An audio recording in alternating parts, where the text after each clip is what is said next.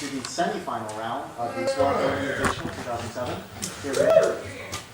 I invite the Very Honorable Prime Minister, Ms. Sam Hynes from William and Mary, to open the round with a speech constructing a governance case not to exceed 7 minutes. Hear, hear. Hear, hear. Hear, hear. Thank you, Mr. Speaker, for calling me up here today, to the panel for judging this round, to you guys in the back watching, thanks, appreciate it. To you guys in setup, I'm sure this will be a great round, should be a lot of fun. And thank you, of course, to KenDoug, who came here all the way from Scotland to debate this. He's really, really excited to be here. I'm really excited he is here.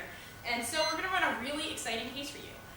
So our case statement that we're saying today is that we think that emancipated minors should be granted suffrage. Any clarification? Good. Good. Yeah, no, hold on. So this is like in the U.S.? Yeah, we're saying in the United States, like, this should be something that should be tacked on to the rights of emancipated minors. Like, in terms of when they determine this is an additional right they should. So when do we emancipate minors? Don't you still have a ward of the court and stuff like that? How does it work? Like, the way it works is, like, a lot of times, like, for example, kids in Hollywood whose, like, money's being exploited by people, like, by their parents because they're, like, that sort of way, might want to emancipate themselves because they want control over their assets. Situations like that where kids, they go through a court system, they're deemed to be, like, able to have the responsibilities to be independent of their parents, and so they're given all other rights of adults, but they're not given the right to vote. Okay, so we only do this to kids that are what? How old? Like, generally 8-year-olds don't have to be emancipated. Like, it's people between, like, I don't know, like 15, 16, 8, so like like that sort of thing. Responsible 17-year-olds vote. Okay. Yeah, things like that. Yep. Good? Yeah. All right. Okay, so the first thing we want to talk about is the right to vote. Because we think that the right to vote, first of all, the reason why we give it to people, the right to vote, is because we think that they have responsibilities capable of actually, like, participating in society. They have the responsibilities of taking care of their assets, the responsibilities of, like, living on their own, doing all sorts of things that adults should do. So we think with those responsibilities comes the ability to be able to make a decision on what you think is going on in your country. We think that comes with the responsibility to be able to decide, I think my government should do this. I want this representative, like, of me in government. So we think that this is the sort of reason why we give people the right to vote to begin with. And we don't understand why underneath this system where emancipated minors are given all other rights, they're said you are adults in every way, you will have all these responsibilities, yet you're not capable of voting. We don't think that this is an adequate standard. We think that people at this age should be able to vote since they are granted all the other rights of adults in every other way. In addition to this, we think that it's extremely bad that these people are not able to vote because they're paying taxes. Because they're paying money to the government where they're no longer able to be represented by, say, their parents before, where their parents were paying taxes, where their parents were representing them through their own money, through their own voice. But in this case, they're paying money to the government that the government can do whatever they want with, yet they have no say in how that government is actually run, no say in how that tax money is actually being spent. So we think that this is almost an exploitation of the government in this way, that they're saying, yeah, you're good enough to be, like, on your own, we're good enough to decide that, like, to decide how we take your money, but you don't actually get to decide what the government does with it. So we think that this is something that is very, very inconsistent in that way. And we also think it's very important that these people are also represented for. We think that when they are represented by their parents, like, a lot of the reasons why they are emancipated by their parents is because they don't think that their parents are adequately doing what is in their interests. So we think that it's important that once they leave their parents' home, once they leave that and they are emancipated, they are separate from them in that way, that they should be able to get their opinion out too, get to represent themselves in this way. We think that otherwise the group of people who falls into this sort of case, or any individual at this age who is emancipated, is not actually getting the opportunity to have their voice heard. So I think that it's very important to extend the right to vote to people who have the responsibilities that the government says you need in order to vote, and is also paying money to the government to, like, they should be able to decide what is done with it. So the second thing I want to talk about are better citizens, because obviously the government, like, they do care about how the people who are the younger generations, the younger people are going to want to vote in the future. And we think by the government saying that you have a right to all other responsibilities, you have a right to be an adult in every way, but you don't have a right to vote, is something that is sending a very, very negative message to these people. Right from the basis, they think that they are being seen as, like, less than adults to people underneath this system. As a result of this, the kids who are affected by this are going to be, like, upset with the government. They're not going to want to participate in the government in future years because they feel like they have been disenfranchised. They feel like the government has given them some sort of right, has only really appeased them, but hasn't really respected their situation, hasn't really respected them as adults entering the society. We think this sort of message to send to kids, especially people who have had problems in terms of how the people in control have treated treated them before is an extremely dangerous thing to do for these people, an extremely disrespectful thing to do for these people, and it's going to hurt their ability to actually vote in the future. So we think that this is something that is very important if you want to have a productive future of society of these groups of individuals participating. And like, you might get up and Adam's probably going to get up and say, oh, well, it's not a whole lot of people, who cares? But we think that any sort of individual that feels disenfranchised by the government is somebody that should be, the government needs to atone for that. The government needs to be able to direct these needs before and preempt use that right now. So the third thing I want to talk about is the bright line distinction, and a little bit about why we have 18-year-olds voting now, why we have the line there. And yes, bright lines maybe aren't the most just thing possible. I'm sure there are 17-year-olds and 16-year-olds who are sitting in their AP history class and know 10 times more than 50% of the population voting. But the fact is that that's really the only way to legalize this sort of system. You can't evaluate every 18-year-old on an individual basis, and so that's why we have bright lines in place. However, we do think that there are specific situations when bright lines can be looked at, and you can actually see a situation where you can overstep that bright line. And we think that this is one of those situations, because notice that when this child who is trying to be emancipated, they can't just sign a form and then they're emancipated and now you can get them this right. So it's not like they're just signing a form for the right to vote. They actually would have to go through a system where, as they do now, where they go in front of a judge, where they evaluate their case, where they evaluate why it is they want to be emancipated, evaluate to make sure that this person is actually capable of handling the responsibilities that comes with being an adult. So we think at the time when you already have this process in place where you evaluate whether this person is capable of those responsibilities, it is particularly easy to be able to evaluate whether or not these individuals are also capable of voting. We think that since they really, the system currently doesn't provide us with a reason why these individuals shouldn't be voting, this is a time when that bright line should be extended. So in addition to that, we think that the judge can make a decision now, if they are capable of voting. It's the same thing as making a decision for responsibilities, that there really is no extra standard unless they can think of one that we can't, as to why voting is there. So basically, to sum it up, we think that emancipated minors really do, they represent an important part of the country. And we think that in terms of extending the right to vote to them, it's something that is very, very important in terms of making sure that they are still becoming productive members of society. These are kids who have been disenfranchised. That's why they're actually applying for this sort of thing. And we think that in not giving them the right to vote, not only is the country being inconsistent with its policies, but it's actually making it harder for them to integrate into society in the long run. So for all these reasons, we are very proud to propose. Here, here, here. I thank the Prime Minister for her eloquent remarks. Call upon the Leader of the Opposition, Mr. Adam Chilton of Yale, to open the opposition's case in a speech not to exceed 8 minutes. Here, here. So here's the thing. We all know that 18 is a totally arbitrary number. We just had to pick some sort of number to let people vote.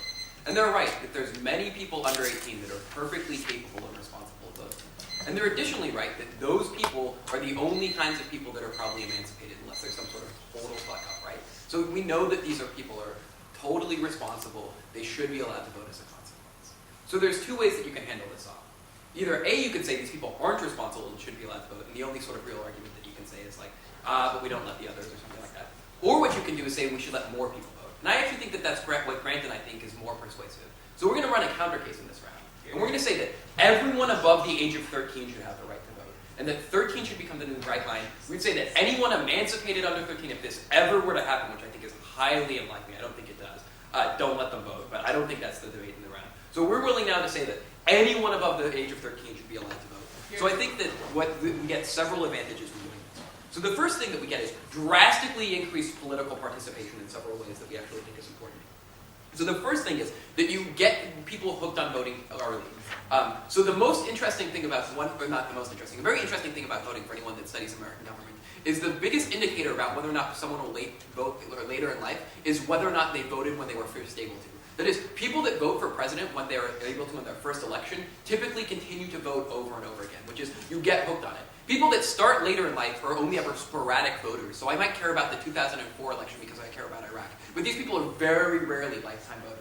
So the question is, how can we get people hooked as early as possible, since that's the best predictor of making sure they're active in the political process? Well, the way to do it is have them vote for their first time while they're still in school, guaranteed in high school, right? Because you are required to be in school until you're 16.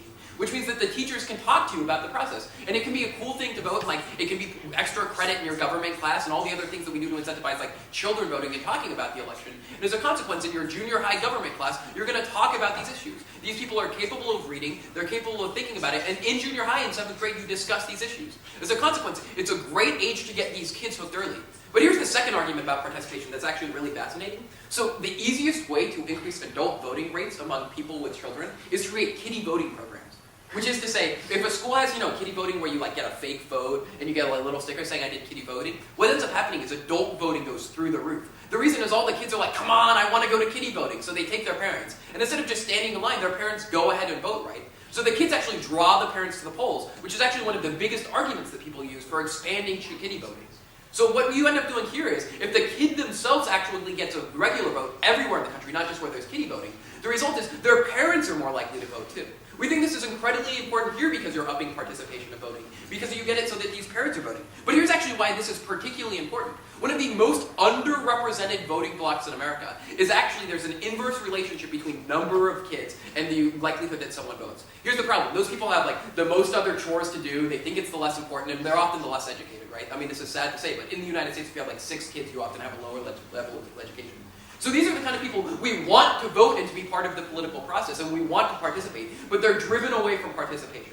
So we actually think that we get the increased benefit of not only getting more parents to vote, but parents that we specifically want to target because we want them to participate in government, because social policies affect them much more than many other constituencies. So we can target an underrepresented constituency this way.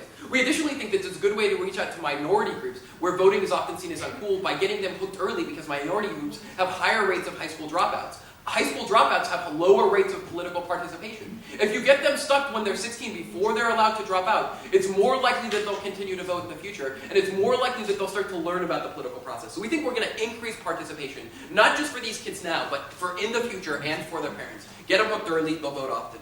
So the second argument that we'd say under this, however, is that we think that kids actually can make informed decisions. So I know what they're going to say is, right, these kids will just become a proxy for their parents, and just a proxy for their parents. So first off, a lot of people think it's actually reasonable to say that your parents should get double the number of votes if you have kids, right? Like 1 vote for each kid. Because it's reasonable to say for each citizen in your household should have more sway in the government policies that exist. So even if your kid just becomes a proxy for your parents, it's not clear that's a terribly bad thing if that proxy is valuable because your household is more affected by government policies, right? You should have a bigger say if you're like, a larger percent of America, even though it's an astronomically small percent. But the second thing is, there's actually good reason to think that kids won't be proxies. And that is, at 13, it's the age that people start to rebel from your parents. And you start to be like, man, my dad's so stiff, he's a Republican, I don't buy into that crap, I know I did that. And I think that this is like fairly common, right? And this is around the age that it starts to happen. But what's a great way to make this actually happen and force people to think about themselves? Get discussions about politics going around the dinner table. And we actually think that we foster that on our side of the house because kids are suddenly going to be voting in school. They're going to be talking about the election in their civics class, in their American governments class, in their different history classes. And the result, they're going to bring up the issues, which will force their parents to have a more informed opinion too. So it'll actually make their parents actually think critically about the candidates instead of just spouting the party line like my dad does and just be like, Obama's a hack, right? Without ever thinking about it for himself. So these kids are actually going to start to discuss it with their parents. So it's actually, there's no reason to think that the kid won't try to rebel against their parents.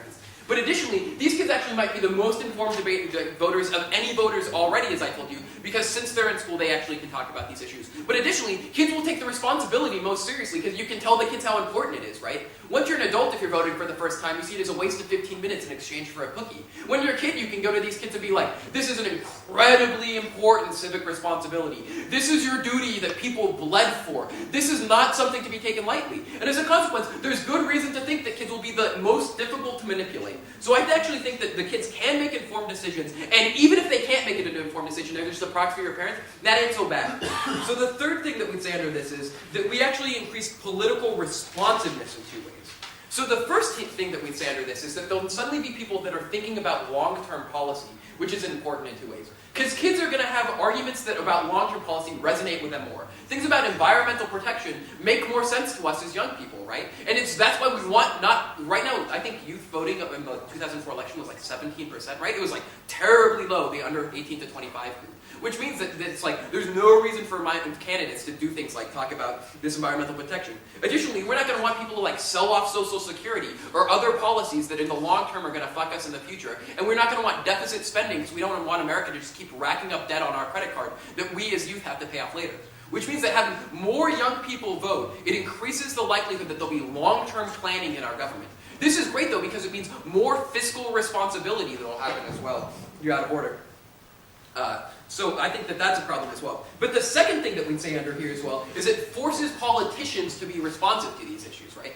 The second that politicians know that kids can vote, they're going to start going to high schools, especially local candidates, right? Your state senator is going to go to the high school gymnasium and give a speech. They're actually going to look to these constituencies. Right now, where do they go? They go to old people's homes, because that's where you can get the most concentrated voters in one place, right? So politicians go to old people's homes, and they go to places where voters are going to be. If voters are in schools, they're going to go to schools. And you know what they're going to have to do when they go to the school? Promise more money for education. They're going to have to promise to be responsible to child issues, like reforming like the juvenile penal code, not just like throwing the book at minors, having better educational policies, easier to get college loans, all of these other responsible policies.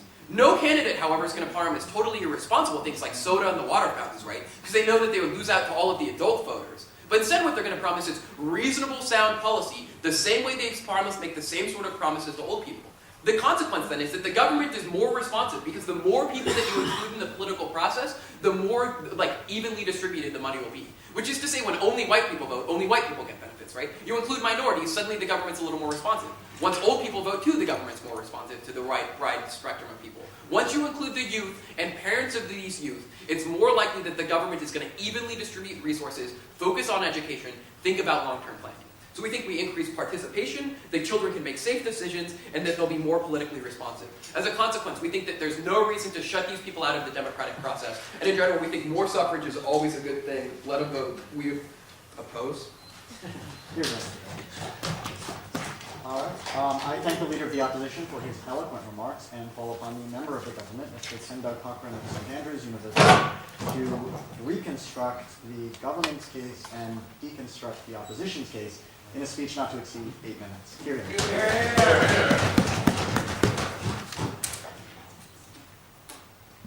Which do I hit, Sam? The middle freeze button. Brilliant.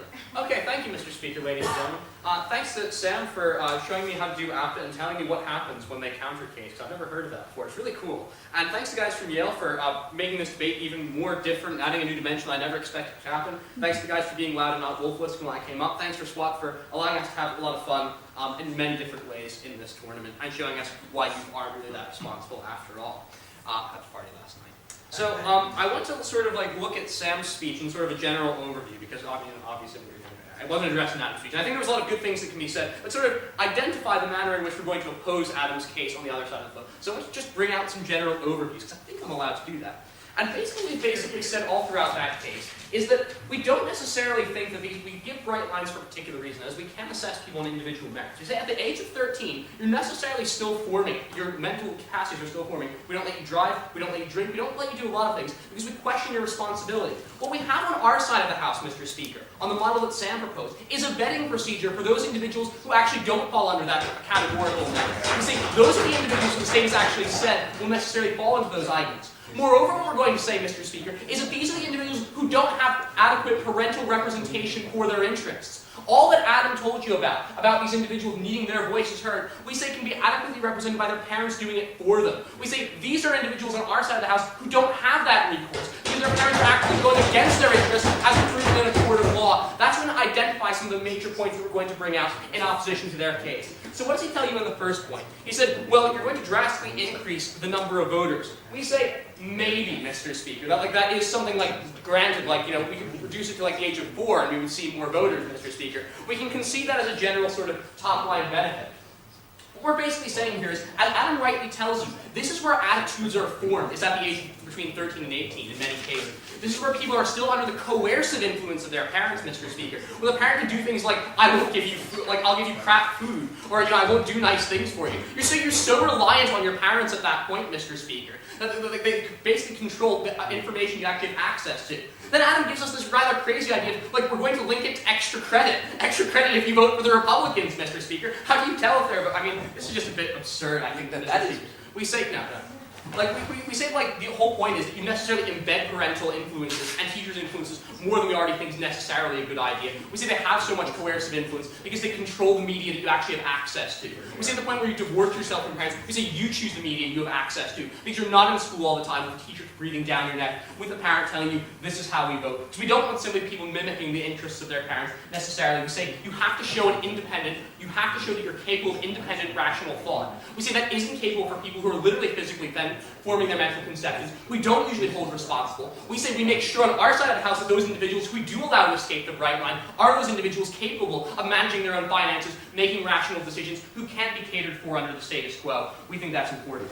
And then it says, like, we have a status quo of, like, kiddie voting. It dramatically increases voter turnout. We say, great, then, like, have more mock kiddie voting everywhere, Mr. Speaker, where the votes don't count. If that's what drives parental turnout so well, that's fine. And then it gives us this analysis about, like, well, it'll help people with children to vote. Because we say, well, there's absolute constraints on their time. They're not going to vote just because their kids want them to. We say you can facilitate through that lots of ways, like the Help America Vote Act, and lots of things that, like, put you on a bus and say, we'll take you away to the polls even if you can't afford a car, Mr. Speaker. We don't think, like, lots of, if you have 8 snarling children who you need to feed, like, we don't think you're going to have it. And like, also, if you're like, if you think your kids are going to vote the other way, like, why would you be driving them to the polls in the first place? That's just an interesting random point. And they say it's going to help, like, more minorities in high school dropout. Again, plus by the analysis I've already gave, you can use, like, other procedures for that. Okay, go. Alright, so you're up so far as, like, they might give extra credit if they vote Republican, or there's actually parents out there that are going to say, I'm not driving you to the polls if you vote Democrats in, like, wide numbers. That's the problem. That's part of the problem. That's one of the problems, I guess. I suppose it can happen. I think when you're allowing this amount of coercive power for an individual who is so dependent on their parents' interests, like, you open yourself up to a lot of those rather flippant things I mentioned. And then his second point is like, well, it's not going to be a proxy of the parents. He said, well, it would probably be a good idea if parents got extra votes for their children anyway. Well, no, it wouldn't, Mr. Speaker. Like, we don't give farmers extra votes because they own more cows and can then affect agricultural policy disproportionately. That's just a bit silly, Mr. Speaker. Like, we just don't say that, like, the very nature of you producing children gives you, like, more of a right. Like, necessarily hold more proxy votes for you. We just don't think that's necessarily a good idea. We say you have to make sure you're an autonomous unit of decision making before we enshrine you with the right to vote. That's what we do on our side of the house with the vetting procedure we have in place. And then it basically tells you about 13-year-olds and how they'll be impressed with responsibility. We're basically going to cross-apply a lot of the analysis we had before. We say they can still have discussions around the dinner table. I certainly did when I was 13 years old. They can use procedures like, they can still talk in civics class about, like, who they're going to vote for in a rather hypothetical sense. We don't see any of those benefits not being able to be accrued on our house. At any rate, we say the potential for abuse is so much less. We don't necessarily think that's necessarily a problem. We also say the whole idea of impressing you with responsibility, we say that's not necessarily going to happen. We say if the parents have that pressure, have that amount of coercive influence, they can actually form, like, basically shape their child's decision making to that extent. We actually think that might be a bad thing. His third point is about political responsibility. And essentially this is predicated quite strongly in his first point, about it's going to make people form long-term policy. About, like, it's going to make sure, like, we care for the environment so we have longer-term time horizons. We say, well, I don't really buy that for a couple of reasons. One is, like, 13-year-olds rack up massive credit card debt. They don't care about long-term time horizons, Mr. Speaker. They're not responsible, autonomous actors. That's why we don't generally allow them to manage family finances, Mr. Speaker. It's just a dumb idea. Like, we say that the time windows are probably sufficient enough, like, between, like, the 18-year-old thinking about when I'm 90 what the environment is going to look like, and adding an extra 6 years here and there is not going to all of a sudden mean that we slut out to the Sierra Club and all of a sudden introduce all this environmental legislation, because all of a sudden we got somewhat older and the kids are necessarily better at planning ahead. We think 13-year-olds actually have rather short time horizons. They think more about instant gratification. They're less rational actors. They have less of a baseline time comparison. They can actually evaluate the long-term trends going on in their life. We say that makes them for long-term planning inherently. But moreover, his second point is equally fallacious, because what he basically stands up there and tells us is he talks about people going to high schools and necessarily, like, driving people to the polls. We say, recognize this would, like, we think would, to a certain extent, represent a perversion of, like, the general high school mentality. We say, when you're in a high school, generally speaking, you're used to some sort of pedagogy. You're used to actually accepting as truth what is told to you. And we don't think that necessarily introducing more and more candidates within high school is necessarily going to lead to all the benefits they accrued anyway. We say, like, it necessarily not only undermines the whole point of pedagogy, but we say at the point at which, like, you're under your parents' care, like, you say your interests are still being catered for. Like, he basically says white and black people, and he says, well, you know, that's why we don't talk about education now, is because kids can't vote. We think education still is sort of a live political issue under the status quo, because, like, parents care about it, good parents care about it, and when they're really crap parents on our side of the house, we take the parents' vote away from them and actually try it with the child directly, which we think is the most important thing. So we don't think this is necessarily going to focus issues more on children. At any rate, we just don't think they should be focused on children who can't make rational choices. We think they'll be more susceptible to all the bad things that Adam wants, that doesn't like simply just slutting out votes, simply just playing one-issue politics. We think they have very limited time horizons. They don't have as much experience with the state, with the different organs of the state. We say that's not a good thing. We want them to establish that before we do so. Now let's move on to the importance of the things that Sam said once more right before we end here. Because essentially what she basically told you here was the idea that paying taxes was exceptionally important. Now what we say here is paying taxes is important, particularly in the context of not having a parent necessarily to represent you. So that's one of the key things they've missed on side opposition, quite crucially within their case, is they don't have any focus for the children to actually even influence or discuss things with their parents. We say these children are so good as independent, persuasive people who are rebelling against their parents. We say, first of all, knee-jerk rebellion isn't something we want to be using to foment votes, Mr. Speaker. But secondly, we say if the parents are, and there are so many discussions, just I try to influence my parents to vote, we say that can still happen on our side of the house. But we also think it sends a very negative message on their side of the house when they give the votes willy-nilly. We say it trivializes the whole sense of voting. Whereas on our side, as Sam gave you in her second point, we send a very positive message by saying it's tied to a responsibility. We say when it's tied to a general basket of responsibilities, that's when the state enshrines you as a full citizen. Saying that voting is actually one of the more trivial aspects of citizenship isn't the attitude that we want individuals to take, which is what they're doing. They're saying, you can't drive, you can't drink, you can smoke, but you can sure well influence foreign policy, Mr. Speaker. We think that's just a wee bit crazy. And then the bright line distinction. Essentially what we told you is we only violate bright line distinctions when we actually think we have a particular reason to do so. They're moving the bright line far back into the recesses of human experience, telling teenagers that they are somehow enshrined with a positive right to vote, which we don't think is necessarily a very good idea. We say these individuals do not have experience of their country, they don't have experience of the culture, they don't have experience of life on their own without undue influence from their parents. That's why we have the teachers serve in loco de apprentice as the arbiters of their interests. We say the teachers can't discharge that duty, and when the parents fail to discharge the duty, we give them autonomy, but only then, and it's at that point at which we support the government's bill. Thank you very much.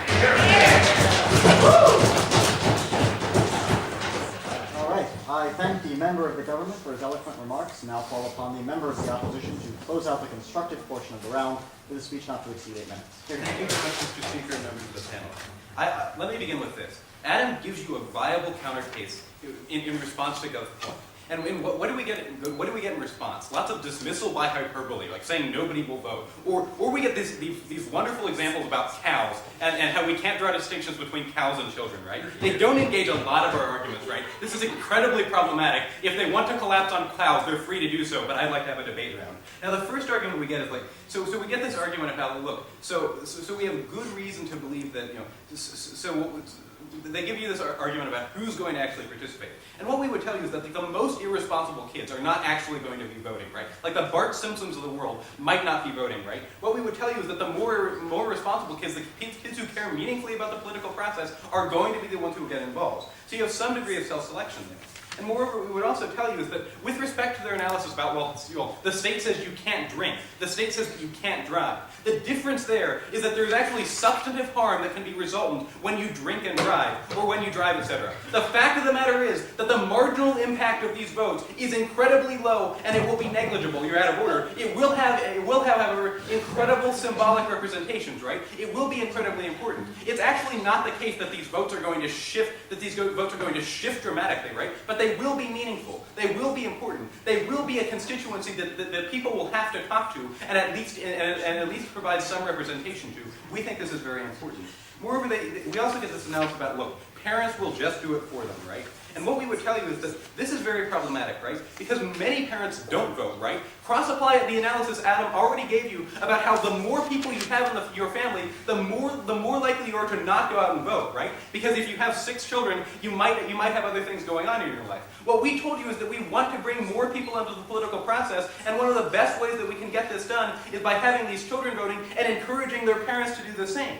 Moreover, we would also tell you that parents are sometimes not the best proximeter for how these children will actually vote. What's the best example of this? People who are 65, like my dad is 65, I'm sure he cares a lot more about Social Security and Medicare than I do, right? I might care about issues like the environment and other things. Global warming might certainly not affect him during his lifetime, but it sure as hell will affect me. At the point where you have divergent issues, you have to give these people political efficacy. Moreover, we would also tell you that you have to cross-apply the analysis we already give you about how it is reasonable to give these people a weighted vote because they represent a marginally greater part of the population, right? If I have 5 children and they're all in the public schools, it seems like I ought to have some type of greater voice, or that those children ought to have representation as well, because the policies with respect to education affect them enormously. More citizens are being affected under this policy. It seems reasonable to give them more representation. And going through what we told you, they largely drop our analysis that when you get people hooked early, they're more likely to participate in the political process in the long term. This is a huge impact for us, right? Because what's one of the fundamental problems with voting participation in the United States? That it drastically underrepresents certain groups. It drastically underrepresents certain minorities. It drastically underrepresents the poor. And at the point where you recognize, as Justice Cardozo said, that the right to vote is preservative of other rights, this is tremendously problematic, right? It's how you can get policies that target the poor, that prey on them. It's how you can continuously have regressive taxes, right? What we would tell you is it's very important to give these people a voice in the political process. You give them the voice at the point where you're telling them when they're all in the public schools, you want to go out and participate in our democracy. We value your participation and want to encourage you to do so. This is incredibly important. They don't engage this at all. The only response they get is that they say it would be fucked up to say, like, look, if you're a Republican and you vote Republican, you can get extra credit. That wasn't our case, right? It might be the case that we incentivize people to vote, but we would never incentivize people to vote a certain way. That's not what we said. Don't let them strawman that. We also give you the idea about increasing vote voting. Their response is, look, what you're going to get is you're just going to influence increase the influence of teachers and parents, right? What we are going to tell you is it's not necessarily a problem if they do just mimic the ideology of their parents, right? Because we've given you analysis already about how it's better to increase the weight of their vote. Moreover, what we would also tell you is that if you increase rational thought in the process, this is incredibly important, right? It's actually the case that most younger people tend to be liberal while their parents tend to be more conservative, right? This is just empirically true, right? Like, I happened to vote for Rick Santorum in the last election, and I was for Rick Santorum in 2000, right? Even though my parents voted for Bob Casey. It is actually the case that you can have divergent opinions and that people tend to be more liberal when they're younger. It's not the case that everybody just adopts the views of their parents, which is what they're telling you. Moreover, we would also tell you, and these are two extraordinarily important arguments in the round. Intelligence is not an acceptable test for determining who gets the franchise. This is incredibly problematic on their side of the house. We don't administer IQ tests to voters, right? We don't say that if your IQ is below 60, you don't get a vote. We don't administer literacy tests. In fact, the court has found those to be patently unconstitutional. We don't allow a test of whether you're independent to vote either. If you're dependent upon a certain relative and you're not capable of living on your own, we don't deny suffrage to you, right? We don't deny suffrage to you even if your income is so low that you're not paying taxes, right? We allow all people to have one vote because we believe in the principle of one person, one vote, and we don't put all of these litmus tests on suffrage because we believe that's incredibly problematic and it skews the democratic process in very terrible ways. Moreover, cross-apply what we already told you about minority groups, right? The problem is that if you have people who are likely to drop out in high school, right, you want to get to them early so that they're more likely to participate in our government. At the point where they're not voting when they're younger, they're less likely to vote when they're older, so this has long-term implications for the political process.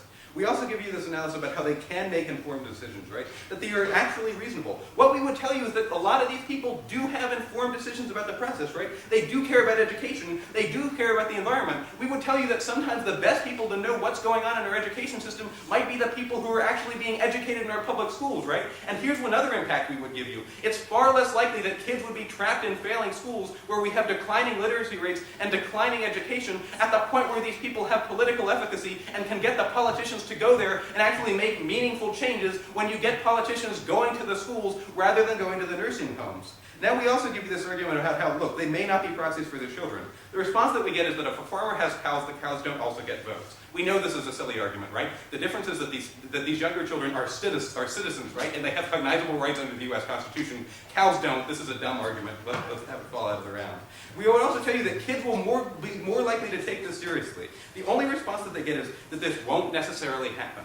What I would pose to you is, why won't this necessarily happen, right? Under the status quo, we have kiddie voting, right? We have kiddie voting, and this brings people in. People recognize that it's very important to participate in the political process. What we would tell you is that you can also educate these kids about why it's important, right? Cross-apply what Adam already told you about how you're telling these kids, people died so you can have the right to suffrage. They're more likely to buy into this message. At that point, they're more likely to participate. Shoot. Like, if kiddie voting under the status quo yields all the benefits in terms of getting people involved from an early age and getting their parents to come out, why do we need to necessarily validate those votes? So I would challenge the premise of your question, right? It doesn't yield all of the benefits, right? Because politicians don't go to the schools. Politicians don't meaningfully participate. They don't care about education. We have misrepresentation of these issues. That's what's important. Go back to our third argument. We're talking about political responsiveness, right?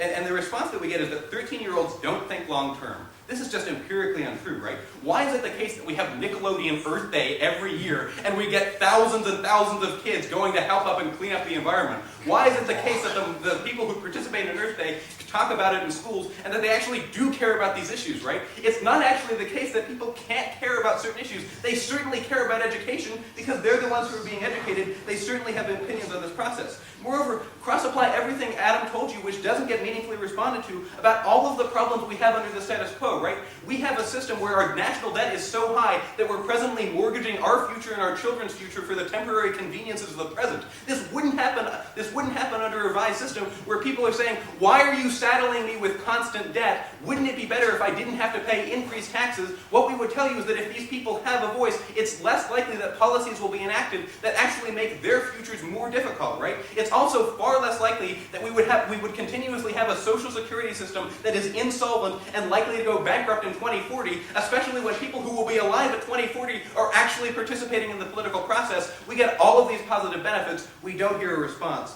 We've also told you that it forces politicians to care. The only response we get is that, look, you're out of order, is that it trivializes voting, right? What we would ask you is how are we trivializing? And tell us why 13-year-olds who are drastically younger are somehow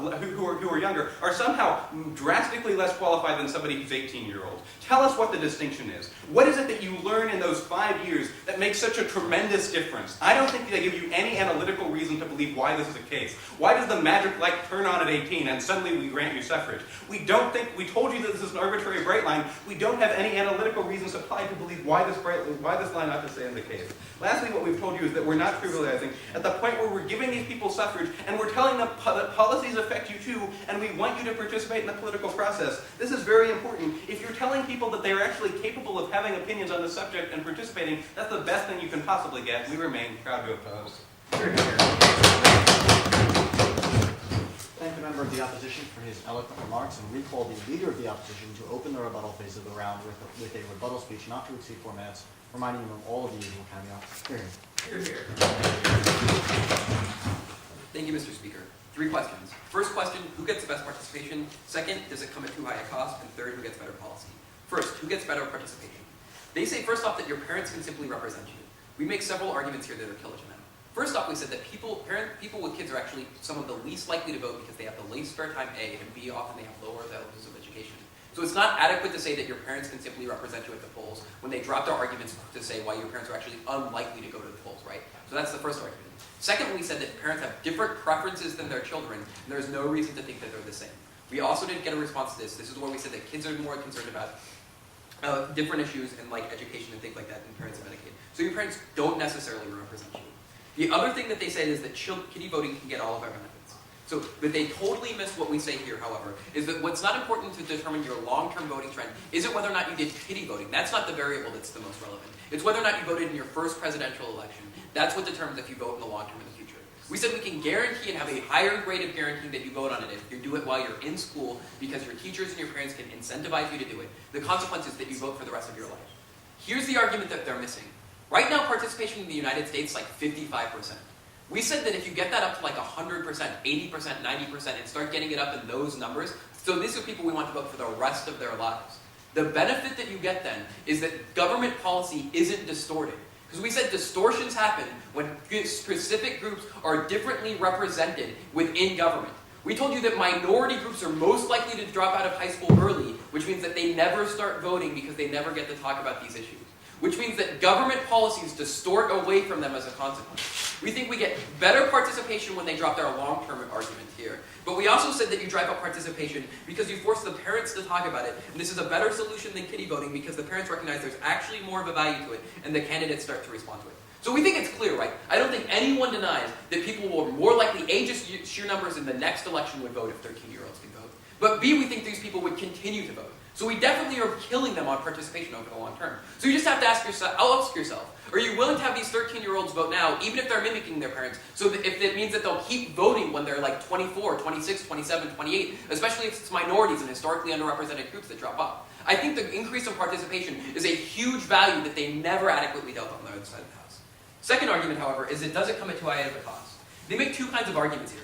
They first say that kids aren't responsible enough. We have a bunch of arguments against this. We say, first off, the most irresponsible kids won't vote anyway, so it's not a big problem. Secondly, this isn't like driving or other things because there's not a huge cost, right? What's the kid going to do? Vote for Nader, right? That's Grant's argument here. It's not like drinking or driving where you can kill someone. Instead, that the stakes aren't as high, but you can actually do this. Third, we say it helps you learn responsibility because you can teach these kids to vote more responsibly. But fourth, we said responsibility and intelligence should never be a criteria for a franchise once you meet some minimal threshold. They have to tell you why that minimal threshold is 18 instead of 13, or why there's some big thing that you learn in between that they never adequately said, or why it's the case that like kitty actors can learn this, but the rest of us don't. I think the vast majority of people, by the time they're 17, if they want to vote, would do a perfectly fine job, not just the small percent that they're willing to say on their side of the house. But they second said that you'll be too dependent on your parents. You'll be more likely to mimic them. First off, plenty of people are influenced by others when they vote. It doesn't mean we stop them. As Grant tells you, like look to unions and other organizations like this that influence your vote.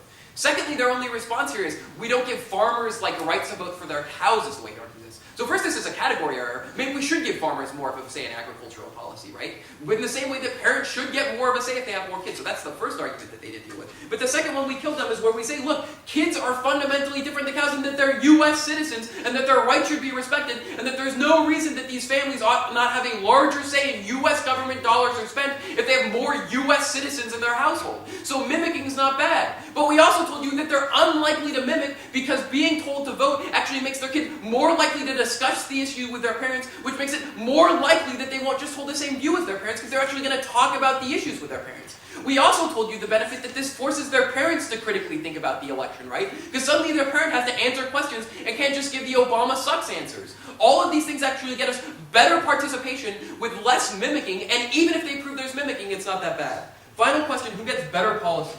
We said we get better policy because there'll be more long-term planning. The only thing that they said here is kids are irresponsible. But remember the argument that I said, where I told you, look, politicians will never promise irresponsible things to kids because they know that they would lose out to other voters in the long term, right? So that you wouldn't go to the school and promise soda or the water fountain or some crazy policy just to get the kids, because by promising like the 8% of the vote, you lose the rest of the vote. So what I said is they'd only promise responsible policies that are long-term policies. There was no argument against this other than say that the kids won't care about them.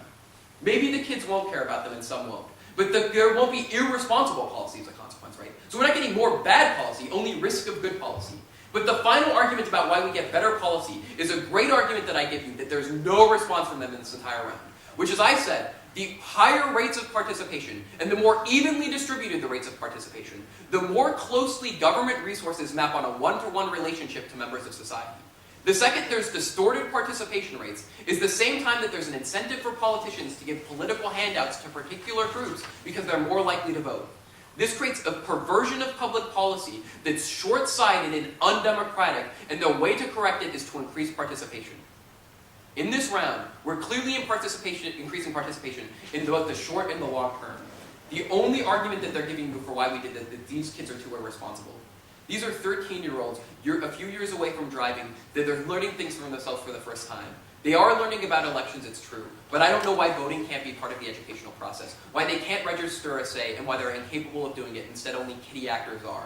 I think that at this point we're proud to oppose.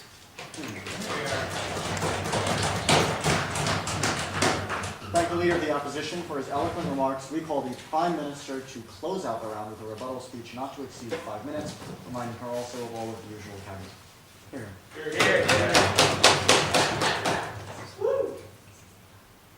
Thanks, of course, to everybody. I really enjoyed myself this round.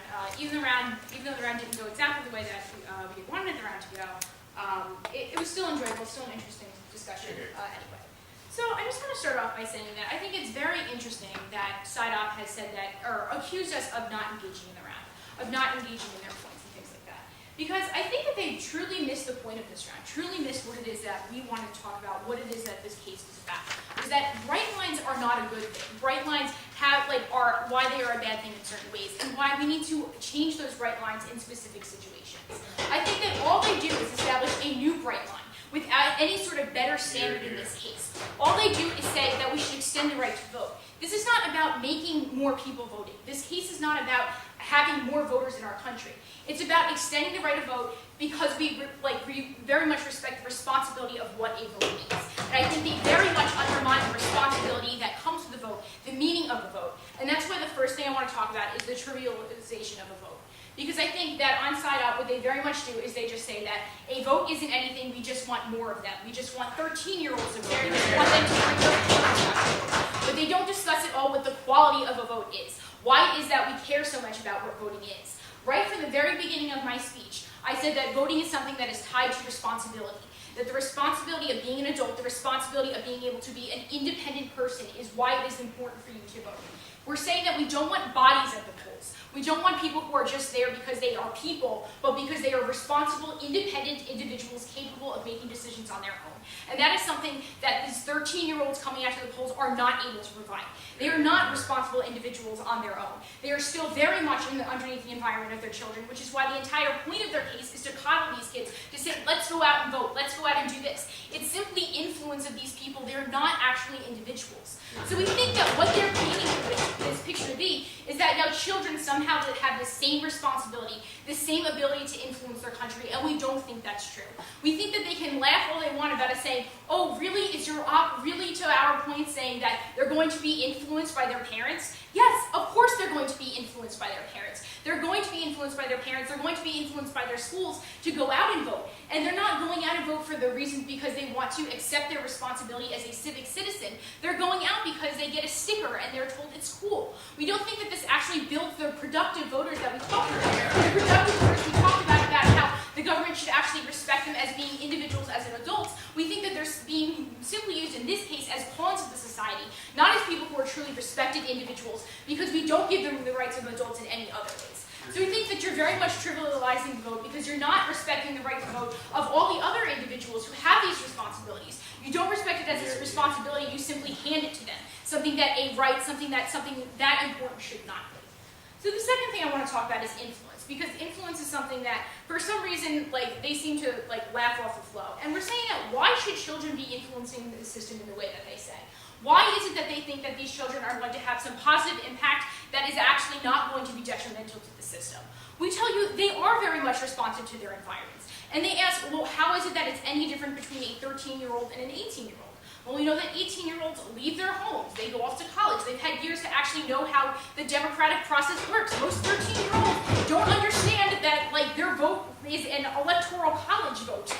Kids don't understand the system. They certainly don't understand how Social Security works, how economics works, how many of the things that they think they're going to somehow increase by having young voters out there. They don't understand these issues. All they understand is that there are two faces tied to this, that their parents think this way, their teachers think this way, and they're simply just casting votes, not necessarily on issues, but just on what they're told, what they're being influenced by. So we don't think that they're actually casting any sort of votes that are influencing the system. We think that one of the things that, the reason why we don't want parents having extra influence on the system, they're saying that we have to first explain why parents are bad and having extra votes with their children. And yes, of course we know that cows are not citizens, but the point that KenDoug was trying to make is we don't allow people who know more about a system or who are more impacted by, say, agriculture, we don't allow them to have extra votes in Congress. The key point behind our points had not been actually addressed, that just because they have children doesn't mean that they should have extra votes. We think that essentially these kids are just extra votes. And even if for some reason they don't vote alone, that they vote Democrat because their dad's Republican and they're pissed off, that's not a good reason to vote Democrat. That's just simply also just being influenced by your system. It's just reacting to that influence in a separate way. So we don't think that they're actually responding to these issues as individuals that are going to be productive to the system. So we think that this is very much causing a problem. And the last thing that I just want to address really quickly are the lies that Op told me about how this is actually going to help people. First of all, that more kids are going to not drop out of high school because they have a right to vote as 13-year-olds. Kids don't like drop out of high school because they don't have a right to vote, because they're not represented by their government. This is ridiculous. That kids are somehow going to influence Social Security. That kids are not influenced by their teachers and parents, but are able to make better decisions. That kids at discussions, like at kitchen tables with their families, are not going to be influenced or convinced by the views of their parents, who can cite more examples or who can tell them other things and have more experience. We don't think that they adequately prove that kids aren't going to respond as children. And at the point when children are not educated voters, when they don't have responsibility, they don't prove how this is something that's actually positively influencing the vote system. So what we're saying is, don't establish another worse bright line. We're saying that what our plan proposed was fixing voters to actually value the right of what voting is. We think that their system simply abuses this sort of right, abuses the importance of voting, and that's why we're still proud to propose. Thank both teams. I'd like you to already crossing the aisle. I'd ask if everyone could give us the room for deliberation. Thank you. Okay.